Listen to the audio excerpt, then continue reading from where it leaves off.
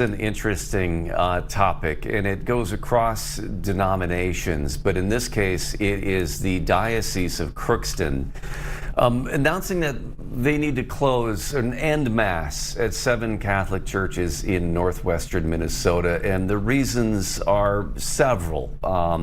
Declining attendance, declining number of priests, and then the change in demographics in general in rural areas of the state. So joining us more to talk about these challenges and the difficult decisions here is Andrew Cousins, the Bishop of Crookston. You and I met, I think, years ago when you were based out of the diocese, of the Archdiocese, I believe, or maybe you were a parish pastor here. I'm trying to remember the circumstances where you and I have crossed paths.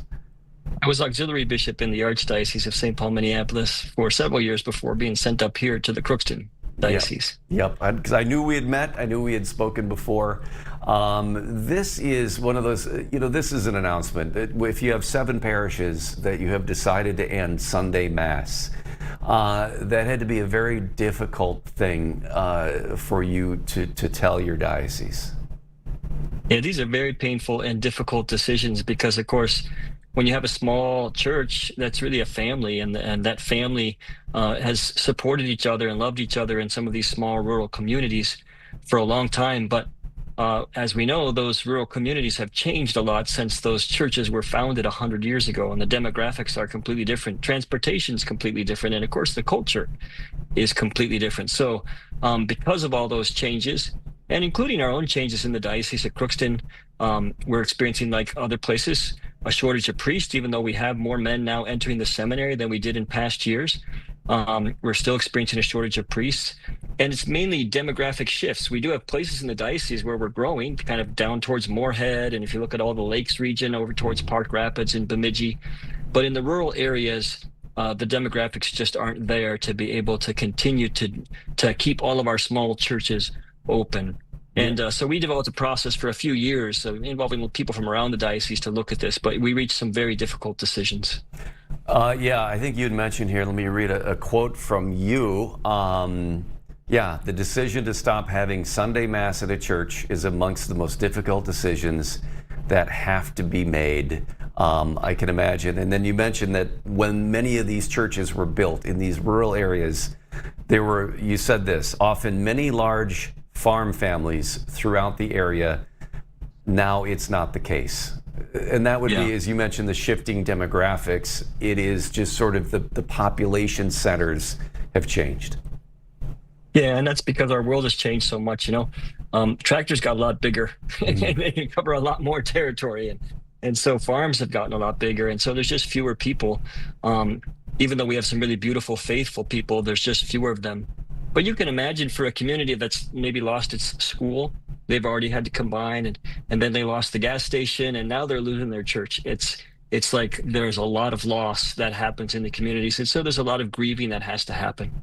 But we believe it's actually ultimately going to serve the good, because if we can come together in smaller places, we can have more strength, and we can be able to actually grow our faith.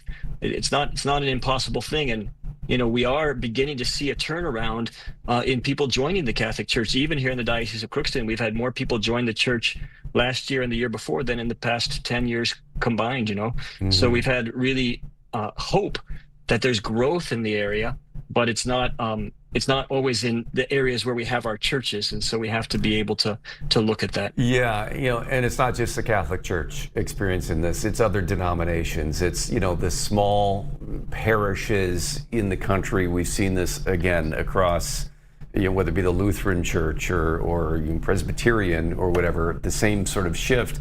But then that's also reflected in, say, small towns losing their dentist or their optometrist, and now they have to drive 45 minutes to get certain medical care because you see that. What is the path forward, though, here? I mean, you're looking at making decisions about maybe merging some of these parishes, or what are you directing people to do? Yeah, we're inviting them to merge with other nearby churches, and so no one will have to drive more than say 20 country miles, which is 20-25 minutes when you're out here in the country. But that still can be a hardship. Sometimes in winter it's not easy to get around up here, and so but yeah, we merge them with other parishes, and we form new communities with those people, so that we can continue the mission. Because we do believe our mission is still very important, and that God still is going to use us. It's just we have to, it's like an army that gets too spread out. You can't do what you need to do. So we have to bring our people together in fewer places so that we can do the work that God has for us to do. So what decisions are yet to be made then as you deal with these 7 parishes ending their Sunday Mass? What decisions lie ahead? Yeah, so we are consulting them about where they would like to merge, which parish nearby they would like to merge with. And then we'll also have to decide what to do with the church buildings. The church buildings, sometimes they remain open as an oratory where people can come and pray. They just don't have Sunday Mass there. But they need to have the resources to be able to keep that church building open. We're also, this is a long process. We're sort of doing it regionally. So we've completed 2 of our deaneries, of the 5 that we have in the diocese. And so we'll be continuing this process over the next several years in other regions of the diocese. And different dioceses are doing this differently. You may have heard large numbers also in St. Cloud ceasing Mass this summer. The Diocese of St. Cloud, which is south of us. They're a larger diocese, and they sort of did a process that involved the whole diocese at once. We're choosing to take the way of doing it region by region, and that's partially so that I can be present to the people in their grief. It just makes a big difference if I can go out there and say, hey, I know this is hard, but we're all in this together, and we're all Catholics together, and so we got to come together. It's still hard, but it makes it easier if I can be present to them. Yeah, and I've seen that with some of the other, say, Lutheran churches that have closed out on the prairie too, where it's that final Sunday, and you have people who, they're the 3rd or 4th generation of their family. Their ancestors are buried in the country cemetery outside, and it is a big part of their family culture and heritage that is going away. Yeah, which is why sometimes we do keep the churches as a place of prayer, because it matters so much to the families, and the cemetery might still be there and all those things, But there's no getting around the fact that this is a painful thing when you've lived your life in this place, right? And a place where we worship is so important to our hearts and to our lives as human beings, really.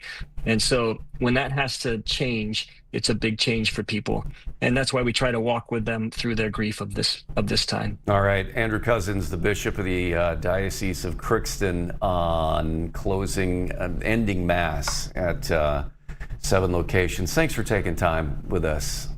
You're welcome. God bless. Good to see you again.